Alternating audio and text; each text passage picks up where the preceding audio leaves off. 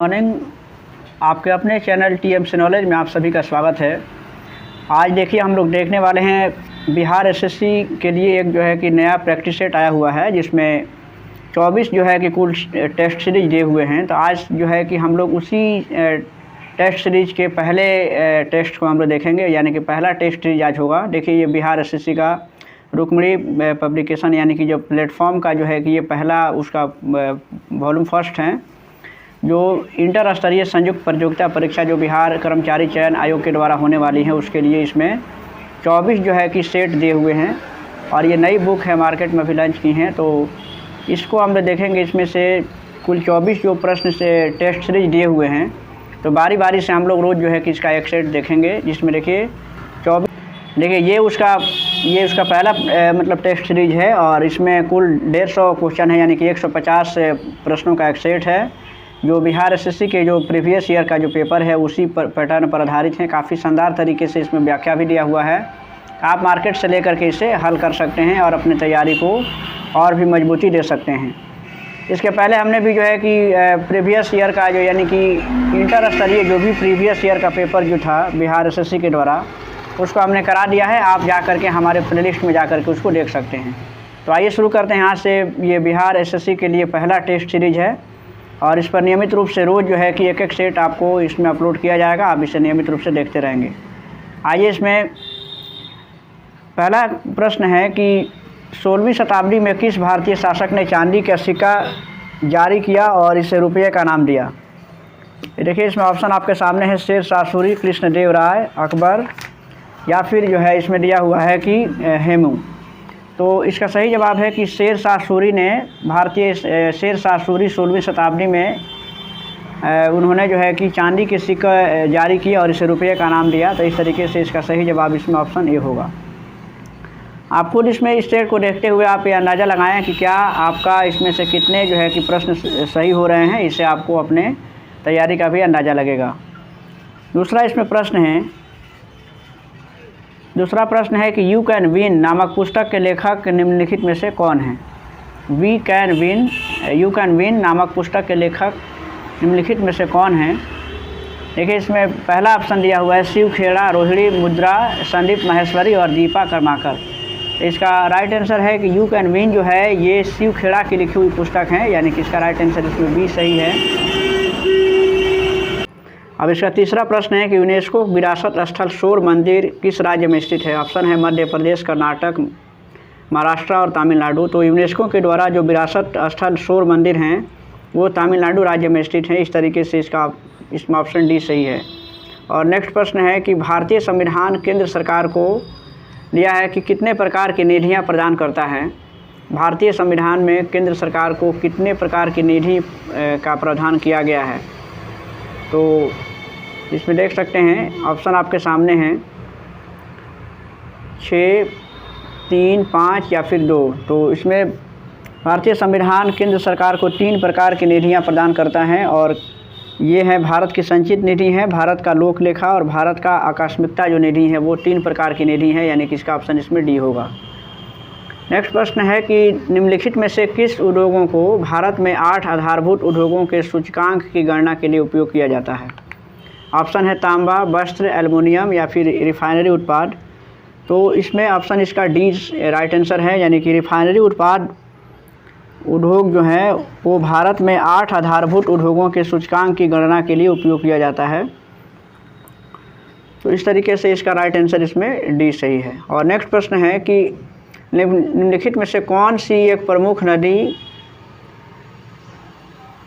एक पूर्व की ओर बहने वाली नदी नहीं है? इसमें से ऑप्शन दिया हुआ है कृष्णा, नर्मदा, गोदावरी या फिर कावेरी। तो बताना है कि कौन सी जो नदी है वो पूर्व की ओर नहीं बहती हैं। तो ऑप्शन इसका ऑप्शन बी सही है, यानी कि नर्मदा नदी जो है ये पूरब की ओर बहने वाली नदी नहीं है। बाकी जो है नर्मदा नदी वो पश्चिम में बहने वाली नदी है, और नर्मदा नदी मध्य प्रदेश के अमरकंटक से निकलकर मध्य प्रदेश गुजरात से होकर के और जाकर के खंभात की खाड़ी में गिर जाती हैं। नेक्स्ट प्रश्न है कि नई लोकसभा निर्वाचित होने के उपरांत वर्तमान लोकसभा के अंतिम सत्र हेतु निम्नलिखित में से कौन सा शब्द प्रयोग किया जाता है? तो बताना है कि जब नई लोकसभा निर्वाचित होने के उपरांत वर्तमान लोकसभा के अंतिम सत्र हेतु निम्नलिखित में से कौन सा शब्द प्रयोग किया जाता है। ऑप्शन है साइन डाई, लेम डॉक, कोरम या फिर प्रोटेम। तो इसके लिए लेम डॉक शब्द का इस्तेमाल होता है, यानी कि इसका राइट आंसर इसमें बी सही है। और नेक्स्ट देखिए, अगर इसमें देखा जाए और भी जो प्रश्न हैं, जैसे कि इसमें जो प्रोटेम है, तो प्रोटेम शब्द का इस्तेमाल होता है लोकसभा और विधानसभा के लिए अस्थाई अध्यक्ष के लिए प्रोटेम शब्द का इस्तेमाल करते हैं। तो इस तरीके से इसका ऑप्शन इसमें लेम डक इसका आंसर सही होगा।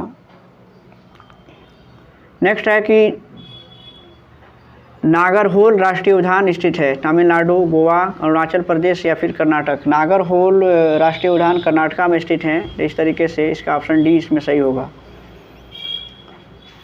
और अगला प्रश्न है कि भारत में ब्रिटिश शासन में पहले गवर्नर जनरल कौन थे। भारत में ब्रिटिश शासन में पहले गवर्नर जनरल कौन थे। तो इसका राइट आंसर इसमें वारेन हेस्टिंग है। कि ये काफ़ी प्रश्न ये काफ़ी बार पूछा जा चुका है विभिन्न परीक्षाओं में।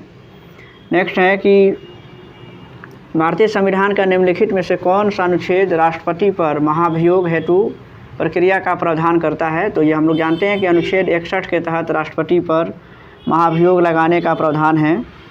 और राष्ट्रपति पर जो महाभियोग लगाया जाता है उसकी जो प्रक्रिया है वो अमेरिका के संविधान से भारतीय संविधान में उसको लिया गया है। नेक्स्ट प्रश्न है कि पंचायती राज से संबंधित निम्नलिखित कथनों पर कौन सा सही नहीं है। पंचायती राज जो संस्थान है तो उसमें से कौन सा कथन उसमें सही नहीं है। तो आइए देखते हैं। उसमें ऑप्शन में जो दिया हुआ है देख लीजिए, आपके सामने सभी ऑप्शन हैं। और इसमें ऑप्शन बी जो है, यानी कि जो 73वां संविधान संशोधन 15 अगस्त 1993 से प्रभावी हुआ, ये इसमें सही नहीं है। यानी कि जो 73वां संविधान संशोधन है 15 अगस्त 1973 से प्रभावी हुआ, ये कथन गलत हैं। जो 73वां संविधान संशोधन है वो 24 अप्रैल 1993 से प्रभावी हुआ था। इसका सही आंसर ये होना चाहिए। जबकि ये कह रहा है कि कौन सा कथन सही नहीं है, तो ऑप्शन बी इसमें सही कथन नहीं है। और नेक्स्ट है कि बिहार के गाँव तक वैज्ञानिक खेती को प्रभावी एवं गहरी पहुंच के लिए कौन सा योजना प्रारंभ किया गया था।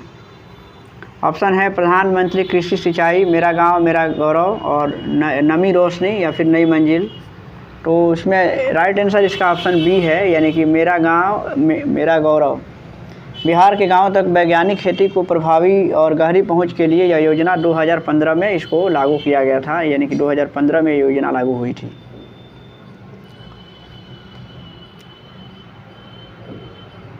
नेक्स्ट प्रश्न है कि भारत दुनिया के कुल भौगोलिक क्षेत्रफल का कितना प्रतिशत भाग है। तो ये बताना है कि कुल क्षेत्रफल का कितना प्रतिशत भाग है। तो इसका राइट आंसर इसमें 2 हो जाएगा। यानी कि भारत का क्षेत्रफल विश्व के कुल क्षेत्रफल का 2.42% है। तो निकटतम मान इसका 2 हो जाएगा। इस तरीके से टू लाइव्स पुस्तक के लेखक कौन है। टू लाइव्स पुस्तक के लेखक कौन है, तो इसमें इसका राइट आंसर इसमें हो जाएगा, यानी कि ऑप्शन डी होगा, यानी कि विक्रम सेठ इसका राइट आंसर है। और विक्रम सेठ एक भारतीय लेखक हैं और इन्होंने एक और भी पुस्तक लिखी है, द सुटेबल बॉय। ये इनकी एक प्रमुख कृति रही है। नेक्स्ट है कि अफ्रीकी देश जाम्बिया की राजधानी कहाँ है। देश और राजधानी से एक प्रश्न जो है कि हमेशा से रहा है, प्रीवियस प्रश्न में भी ये लिखा गया है। प्रीवियस ईयर का पेपर हमारे प्लेलिस्ट में जाकर आप देख सकते हैं। वहाँ पे कुल इंटर स्तरीय जो 8 पेपर जो हुए हैं अब तक सबका, उसमें मॉडल पेपर को प्रीवियस क्वेश्चन का सॉल्यूशन उसमें अपलोड किया गया है। अफ्रीकी देश जाम्बिया की राजधानी कहाँ है ये बताना है। तो जाम्बिया की राजधानी है लुसाका, उसकी राजधानी है। यानी कि ऑप्शन इसमें सी है। बाकी ऑप्शन देखिए हरारे हैं, डकार और ये बमाको हैं। तो लुसाका ये जाम्बिया की राजधानी है। हरारे ये जिम्बाब्वे की राजधानी है। इसी तरह से डकार ये सेनेगल की देश की राजधानी है। और ये जो बमाको है ये माली देश की राजधानी है। तो इस तरीके से चारों ऑप्शन के विषय में आपके पास यहाँ पे है। नेक्स्ट है कि उस संख्या का चयन कीजिए जो निम्नलिखित श्रेणी में प्रश्न चिन्ह के स्थान पर आ सकती हैं। ये मैथमेटिक्स के प्रश्न हैं, देख लीजिए। तो इसमें हम कोशिश करेंगे कि सामान्य ज्ञान और सामान्य विज्ञान के प्रश्नों को ही इसमें देखना है, क्योंकि इसमें मैथमेटिक्स और रीजनिंग में थोड़ा सा वीडियो ज़्यादा लंबा होगा और यहाँ पे सूटेबल भी नहीं होगा, फिर भी कोशिश करेंगे।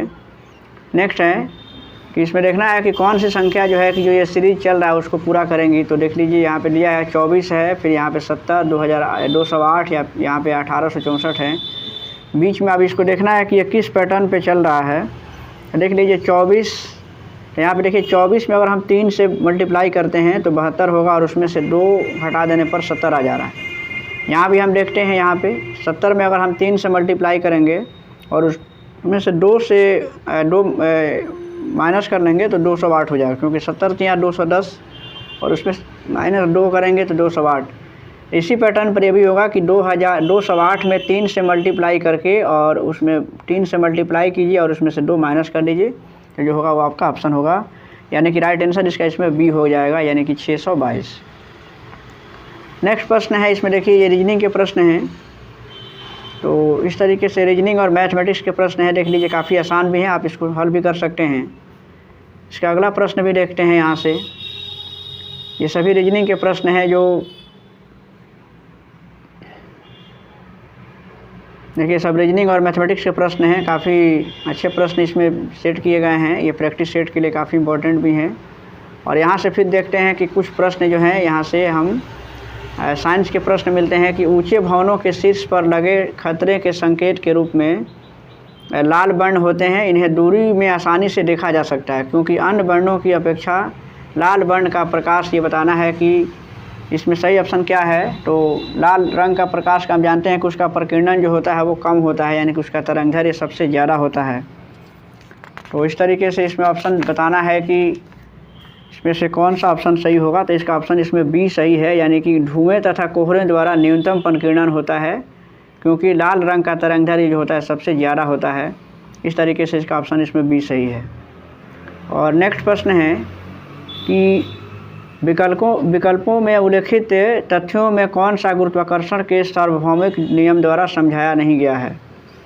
तो इसका राइट आंसर इसमें ए हो जाएगा, यानी कि ग्रहों के चारों ओर सूर्य की गति, ये जो है कि गुरुत्वाकर्षण के सार्वभौमिक नियम द्वारा इसको नहीं समझाया गया है।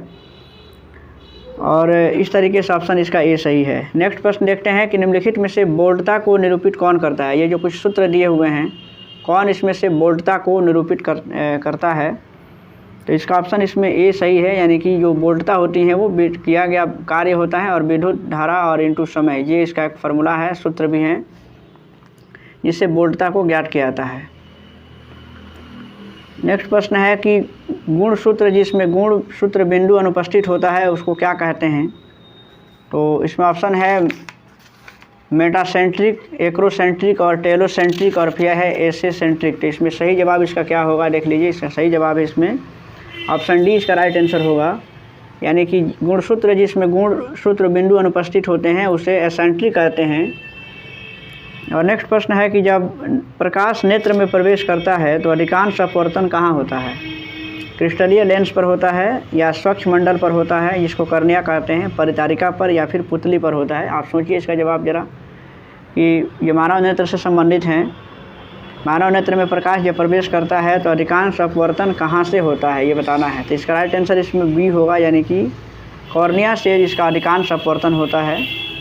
और ये नेक्स्ट प्रश्न देख लीजिए, ये विज्ञान के प्रश्न, ये भी अपवर्तन से संबंधित हैं। इसमें कुछ चित्र दिखाए गए हैं कि वायु के कांच के आयताकार स्लैब पर आपतित किसी प्रकाश किरण का गमन पथ से 4 विद्यार्थियों ABCD ने चित्र में दर्शाए अनुसार आरेखित किया है। इसमें से कौन सा सही है। वायु के कांच के आयताकार स्लैब पर आपतित किसी प्रकाश किरण को इसमें दिखाया गया, उसके गमन पथ को। इसमें से कौन सही है। तो इस तरीके से देखिए, इसमें जो चित्र दिख रहा है कि अगर देखिए इसमें जो है कि जब वायु कांच जो है, वायु से अगर जो है कि कांच के स्लैब पर अगर जो है कि अगर प्रकाश किरण जब आपतित होंगी तो इसमें उसका पथ जो है कि चेंज होगा, यानी कि अपवर्तन के जब माध्यम चेंज होगा तो प्रकाश किरण बिल्कुल सीधी नहीं निकलेगी। इस तरीके से ये तो ऑप्शन इसमें गलत दिखता है। दूसरा यहाँ देखिए, यहाँ पे दिखाया गया तो ये सीधे पार कर रही है, बल्कि यहाँ से ये निकल रही है। इसका मतलब है कि इसमें ऑप्शन इसके सही ये दिख रहा है, यानी कि प्रकाश पथ में प्रकाश की किरणों का जो पथ होता है उसमें अपवर्तन की क्रिया होंगी और वो अपना पथ चेंज करेंगे। इसके तरीके से ऑप्शन इसमें बी सही है। लेंस की शक्ति का एसआई मात्रक क्या है। लेंस की शक्ति का जो मात्रक होता है डायोप्टर होता है। तो ये काफ़ी आसान सा प्रश्न है। और अगला प्रश्न है कि गतिशील विद्युतीय आवेश उत्पन्न करता है। गतिशील विद्युतीय आवेश क्या उत्पन्न करता है ये बताना है। तो गतिशील विद्युतीय आवेश जो है वो दोनों विद्युत तथा चुंबकीय क्षेत्र यानी कि विद्युतीय क्षेत्र और चुंबकीय क्षेत्र दोनों ही को उत्पन्न करता है गतिशील जो विद्युत आवेश होता है। यहाँ देखिए थोड़ा सा ये इसका PDF बनाते समय ये फ़ोटो थोड़ा सा ब्लर हो गया, आप इसको थोड़ा सा ध्यान से देख लेंगे। नेक्स्ट है कि निम्नलिखित में से कौन एल्केन को दर्शाता है। एल्केन में हम जानते हैं कि एल्केन में वो जो होता है एल्केन में यानी कि सिंगल बॉन्ड होगा। इस तरीके से ऑप्शन ये भी नहीं होगा, ऑप्शन बी भी इसका जवाब नहीं होगा, यानी कि ऑप्शन इसका बी सही होना चाहिए। यानी कि एल्केन जो होता है जिसका रासायनिक जो सूत्र होता है CnH2n+2 होता है, और एल्केन में कार्बन कार्बन के बीच में सिंगल बॉन्ड होता है। इस तरीके से इसका ऑप्शन इसमें राइट आंसर ए होगा।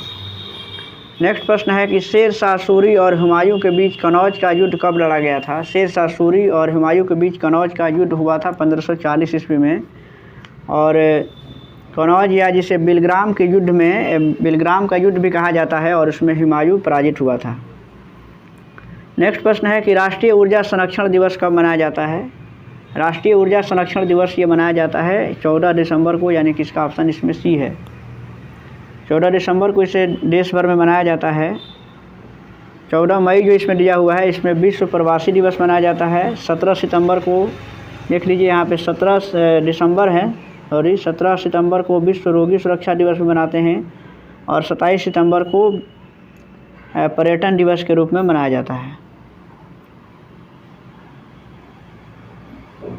नेक्स्ट प्रश्न है कि दुनिया के एकमात्र समुद्र का नाम बताइए जिसके पास दुनिया के एकमात्र समुद्र का नाम बताना है जिसके पास भूमि सीमा नहीं है। तो इसका सही जवाब है सरगैसो सागर जो है इसका राइट आंसर होगा, जिसके पास ये सरगैसो सागर जो है कि उत्तर अटलांटिक महासागर में 20 डिग्री से 40 डिग्री उत्तरी अक्षांशों के मध्य में स्थित हैं, और इसके चारों ओर जो है कि महासागरीय जलधाराएं हैं, यानी कि इसके पास भूमि सीमा नहीं है। इस तरीके से राइट आंसर इसका सी है।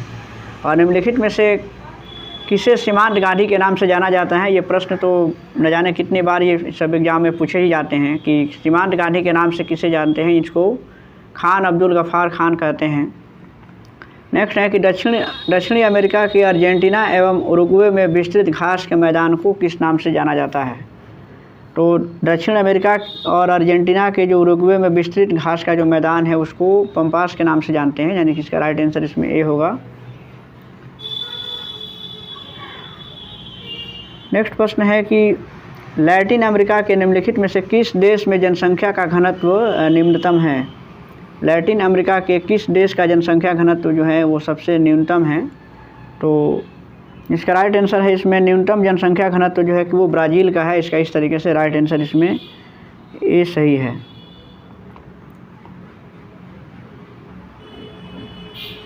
विश्व का अगर सबसे अधिक जनसंख्या घनत्व की बात करें तो सर्वाधिक जनसंख्या घनत्व वाला देश जो है कि मोनाको है, और जिसका जनसंख्या घनत्व 26,153 प्रति वर्ग किलोमीटर व्यक्ति प्रति वर्ग किलोमीटर है। और सबसे कम जनसंख्या वाला देश की बात करें तो सबसे कम जनसंख्या घनत्व वाला देश जो है वो मंगोलिया है, जहाँ लगभग 2 व्यक्ति प्रति वर्ग किलोमीटर में निवास करते हैं। नेक्स्ट है कि 1857 तक भारत के ये बताना है कि भारत के मुग़ल सम्राटों का लगभग 200 वर्षों तक निवास स्थान रह चुका था। ये बताना है कि 1857 तक इसमें से किस महल में मुग़ल सम्राटों का 200 वर्षों तक निवास रहा था। तो इसका देख लीजिए ऑप्शन इसमें है, और इसका राइट आंसर इसमें हो जाएगा लाल किला जो है। लाल किला में 1857 तक 200 वर्षों तक लगभग मुग़ल सम्राटों का वो निवास स्थान रहा, लाल किला। नेक्स्ट है कि जनता द्वारा मुद्रा के रूप में अपने पास रखे गए धन और उसके द्वारा बैंक जमा धन के अनुपात को क्या कहते हैं। तो इसका राइट आंसर इसमें ओ होगा, यानी कि मुद्रा जमा अनुपात कहा जाता है। और मुद्रा जमा अनुपात में वृद्धि से धन गुणक प्रभाव में कमी आती है। ये भी एक सब संबंधित बातें हैं। इजराइल की मुद्रा का नाम बताना है। नेक्स्ट प्रश्न है, इजराइल की मुद्रा का नाम जो है कि नई शेकेल है। इस तरीके से इसका ऑप्शन इसमें ए सही है। नेक्स्ट देखते हैं जैसे इजराइल जो है, तो इजराइल का इसमें दिया हुआ है इजरायली दिनार, रियाल और इनमें से कोई नहीं, तो इजराइल की मुद्रा का नाम इसमें नई शेकेल है। नेक्स्ट है कि निम्नलिखित में से कपास के संबंध में कौन सा कथन सही नहीं है। कपास के जो खेती होती है कपास की, उसके संबंध में कौन सा कथन सही नहीं है ये बताना है। तो इसका राइट आंसर इसमें ए होगा, यानी कि भारत में छोटे रेशे वाली कपास का सर्वाधिक उत्पादन होता है, ये कथन जो है ये सही नहीं है। क्योंकि भारत में कपास का जो क्षेत्रफल है वो कपास की खेती जो कुल क्षेत्रफल के 17% हिस्से पर जो है कि होती हैं, और छोटे रेशे वाली 44%, मध्यम रेशे वाली और 17% लंबे रेशे वाली कपास के खेती की जाती है। यानी कि भारत में लगभग कपास के हर किस्म की खेती होती है। नेक्स्ट प्रश्न है कि भारतीय भूवैज्ञानिक सर्वेक्षण का मुख्यालय कहाँ पर स्थित है। भारतीय भूवैज्ञानिक सर्वेक्षण का मुख्यालय पूछ रहा है, तो इसमें इसका मुख्यालय कोलकाता में है, यानी कि इसका राइट आंसर इसमें बी है। कौन सी नृत्य शैली राजस्थान से संबंधित नहीं है। इसमें देखना है कि नृत्य शैलियों के नाम दिए गए हैं, तो इसमें दिखना है कि कौन सी जो नृत्य शैली हैं वो राजस्थान की नहीं है। देखिए ये लावड़ी जो नृत्य शैली है वो राजस्थान से संबंधित नहीं है, और ये महाराष्ट्र राज्य से संबंधित है, यानी कि ये। नेक्स्ट प्रश्न है कि देवगढ़ का दशावतार मंदिर निम्नलिखित में से किस राज्य में स्थित है। देवगढ़ में जो दशावतार मंदिर हैं वो किस राज्य में है ये बताना है। तो ये उत्तर प्रदेश राज्य में स्थित है, यानी कि इसका राइट आंसर इसमें होगा उत्तर प्रदेश। और ये जो दशावतार मंदिर हैं ये गुप्त शासनकाल में इसकी स्थापना या इसका निर्माण कराया गया था। क्योंकि जानते हैं कि गुप्त शासनकाल जो है वो भारतीय इतिहास के लिए स्वर्ण युग था। नेक्स्ट प्रश्न देखते हैं कि निम्नलिखित में से किसने दर्शन की शाक्य प्रणाली की स्थापना की थी। दर्शन की शाक्य प्रणाली की स्थापना किसने किया था, तो ये कपिल के द्वारा किया गया था, यानी कि उनको दर्शन शाक्य प्रणाली की स्थापना का श्रेय उनको दिया जाता है। शाक्य दर्शन ये क्या है कि प्राचीन दार्शनिक संप्रदायों में से एक था, और इस तरीके से इसका राइट आंसर इसमें भी है। नेक्स्ट प्रश्न है कि जब भारत स्वतंत्र हुआ था उस समय भारतीय राष्ट्रीय कांग्रेस के अध्यक्ष कौन थे। भारत 1947 में आज़ाद हुआ था, और उस समय भारतीय राष्ट्रीय कांग्रेस के अध्यक्ष थे JB कृपलानी, यानी कि इसका राइट आंसर इसमें डी होगा। नेक्स्ट है कि सिद्धांत शिरोमणि नामक प्राचीन ग्रंथ निम्नलिखित में से किसने लिखा है। सिद्धांत शिरोमणि नामक प्राचीन ग्रंथ जो है वो भास्कराचार्य के द्वारा लिखा गया है, यानी कि इसका आंसर इसमें राइट आंसर इसमें सी होगा। और नेक्स्ट प्रश्न यह है कि ज्योग्राफी का है, यानी कि पंजाब हिमालय नदियों के मध्य स्थित है। बताना है कि पंजाब जो है कि किन नदियों के मध्य स्थित है, तो पंजाब हिमालय, सिंधु और सतलज नदियों के मध्य में स्थित हैं, यानी कि इसका राइट आंसर इसमें होगा इसमें ऑप्शन बी।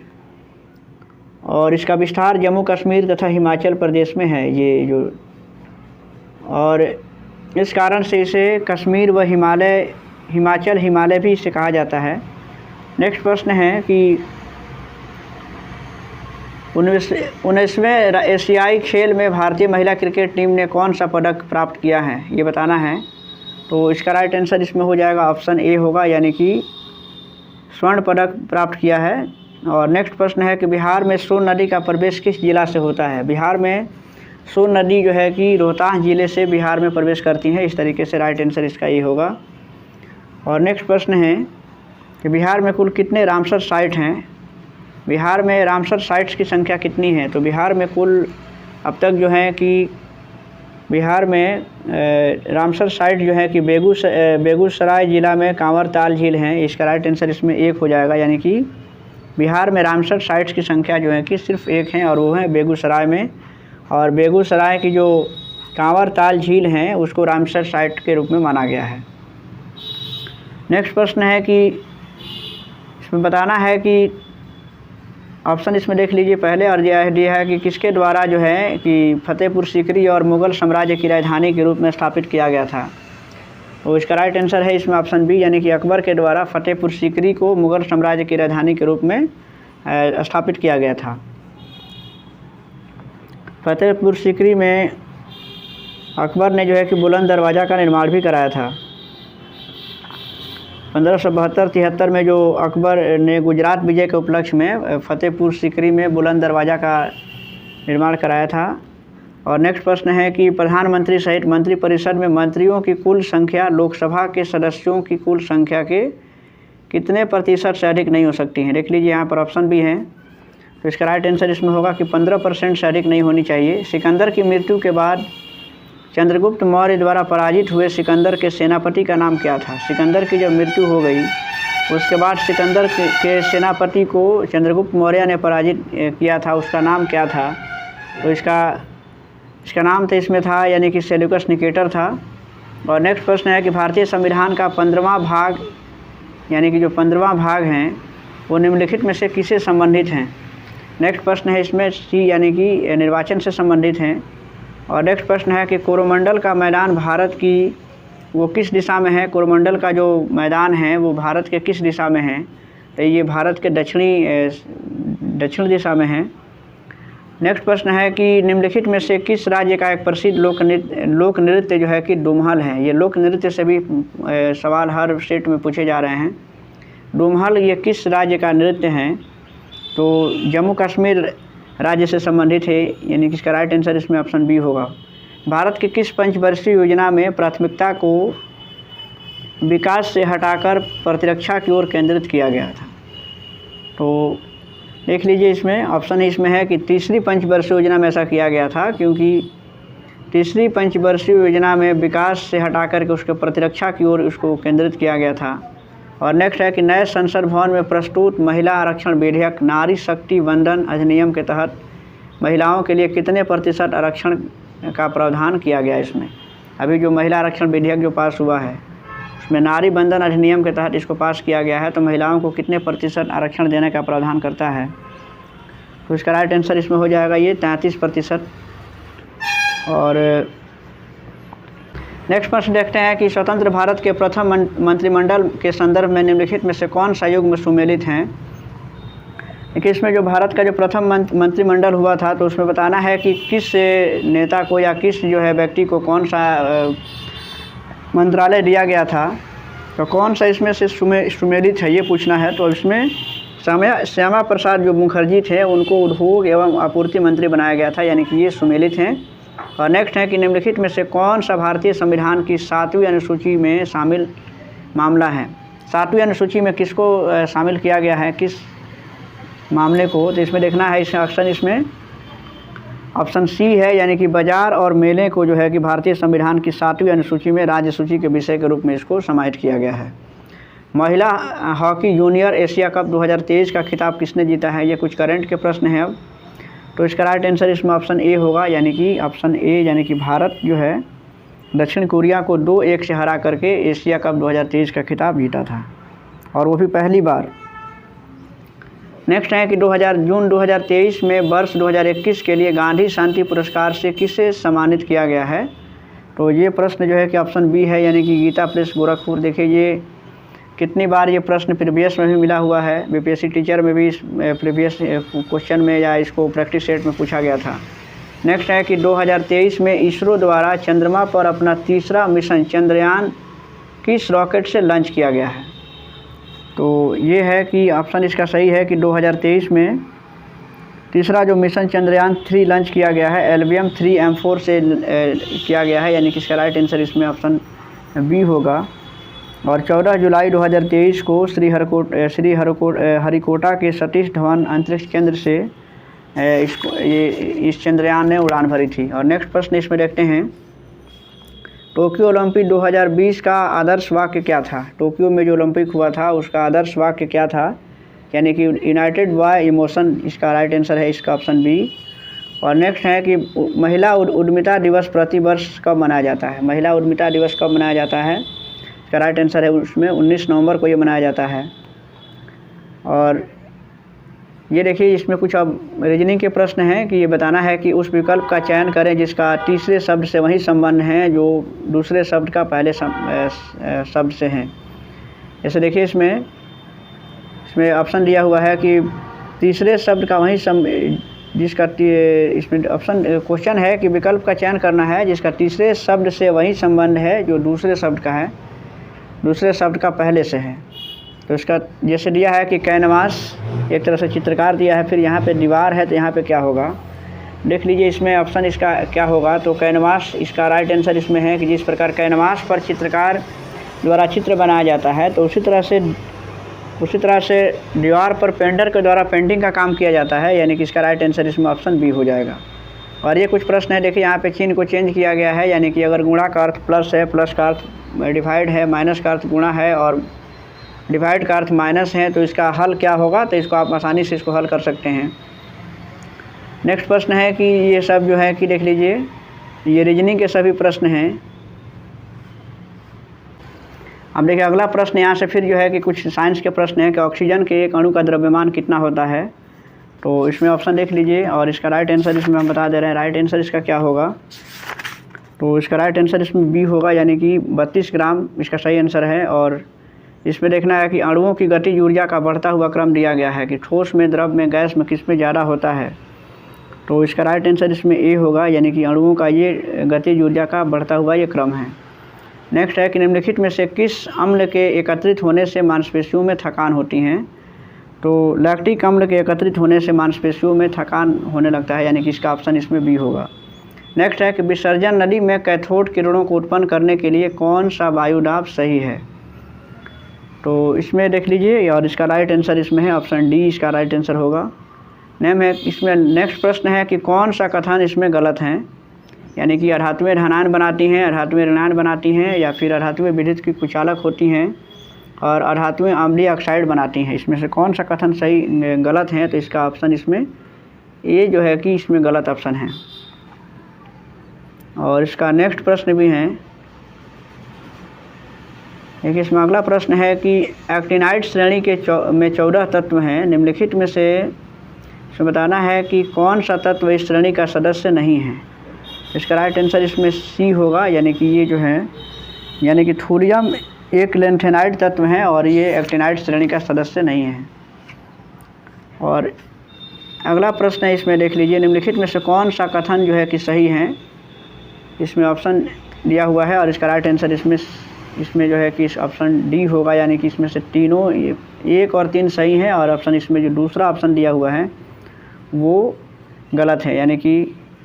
और नेक्स्ट है कि NaCl के घोल के लवण का सांद्रण बढ़ाने पर निम्नलिखित में से किस प्रश्न को देख लीजिए कि किस गुणधर्म में परिवर्तित न होने की आशा करेंगे। जब NaCl के घोल में लवण का सांद्रण बढ़ाने पर किसके गुणधर्म में परिवर्तन नहीं होगा। तो इसका राइट आंसर इसमें ऑप्शन सी है, यानी कि अपवर्तनांक में। और नेक्स्ट है कि लाइकोपोडियम या ट्रैकियोफाइटा में किस उपसंघ का सदस्य हैं। नेक्स्ट प्रश्न इसका सी है, यानी कि लाइकोस्पिडा जो है डमा मानव शरीर के विकार है, यानी कि डमा जो है कि मानव शरीर में किसका विकार है। तो ये ऑप्शन बी, यानी कि श्वसन तंत्र का एक विकार होता है जिसमें सांस लेने में लोगों को कठिनाई होती है। नेक्स्ट है कि निम्नलिखित में से कौन सा वर्ग आहार श्रृंखला का संगठन नहीं होता है। ऑप्शन इसका सी राइट आंसर होगा, यानी कि ऑप्शन 2 और 3। और एंटीबायोटिक्स के बारे में इनमें से कौन सा कथन सही नहीं है, ये देखना है कि इसमें से कौन सा कथन एंटीबायोटिक्स के संबंध में सही नहीं है। तो इसका राइट आंसर इसमें सी है, यानी कि एंटीबायोटिक्स के दुष्प्रभाव में चेचक, फाइलेरिया और डिप्थीरिया शामिल हो सकते हैं। नेक्स्ट है कि यदि एक आनुवंशिक रोग लक्षण प्रारूपी सामान्य किंतु वाहक मादा से कुछ नर संततियों में स्थानांतरित होता है, तो इस रोग को हम क्या कहेंगे। तो इसका राइट आंसर इसमें डी होगा, यानी कि लिंग संलग्न अप्रभावी। और इसके देखिए और 2 प्रश्न इसमें हैं कि निम्नलिखित कथनों में से कौन सा कथन सही नहीं है। इसमें से कौन सा कथन सही नहीं है देख लीजिए, और इसका राइट आंसर इसमें ऑप्शन बी होगा, यानी कि हरे पौधे अपना भोजन, इसमें दिया है कि हरे पौधे अपना भोजन जो है कि कार्बनिक यौगिकों से प्राप्त करते हैं, जो कि ये सही नहीं है, ये कथन गलत है ये। और नेक्स्ट है कि HIV का इलाज नहीं होने पर हो सकता है, क्या हो सकता है। HIV का इलाज अगर सही से नहीं कराया जाएगा तो इसमें एड्स रोग होने की संभावना होगी, यानी कि इस तरीके से इसका ऑप्शन इसमें सी सही है। तो ये कुल प्रश्न थे, विशेष करके सामान्य ज्ञान और समान विज्ञान के प्रश्नों को देखा गया इसमें। और इसी तरह से जो है कि डेली एक प्रैक्टिस सेट आएगा, कल इसका दूसरा प्रैक्टिस सेट भी अपलोड किया जाएगा, आप इसे ज़रूर देखें।